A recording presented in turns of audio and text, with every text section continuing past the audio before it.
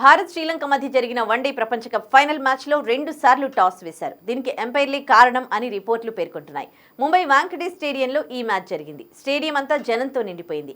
ధోని, సంగకర టాస్కి రెడీగా ఉన్నారు. జెఫ్ క్రో అంపైర్గా, రవిశాస్త్రి టాస్ హోస్ట్గా ఉన్నారు. ముందుగా ధోని టాస్ వేశాడు. సంగకర టాస్ అడిగాడు. టాస్ పడిన తర్వాత ఇద్దరు టాస్ గెలిచినట్టు అనుకున్నారు. కానీ ఎంపైర్ జెఫ్ క్రో సంగకర టాస్ అడిగింది వినబడలేదు అన్నాడు. అంతా అయోమయంగా ఒకరినొకరు చూసుకున్నారు. ఆ తర్వాత ఇద్దరు కెప్టెన్స్ అంగీకారంతో మళ్లీ టాస్ వేశారు.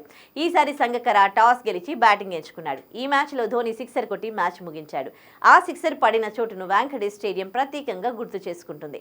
సంగకర అప్పటి సంఘటనపై మాట్లాడుతూ, ఇక్కడి స్టేడియంలో కోలాహలం ఎక్కువగా ఉంటుంది, కానీ శ్రీలంకలో అలా ఉండదు. నేను టాస్ అడిగింది నాకు బాగా గుర్తు. అప్పుడు ధోనికి సరిగ్గా వినబడలేదు. నువ్వు టెయిల్ అడిగావా అన్నాడు. నేను కాదు హెడ్ అన్నాను అని చెప్పాడు. దీంతో కాస్త గందరగోళం ఏర్పడింది. దాంతో మళ్ళీ టాస్ వేశారు. అప్పుడు నేను టాస్ గెలవడం అదృష్టమా కాదా అని నాకు తెలీదు.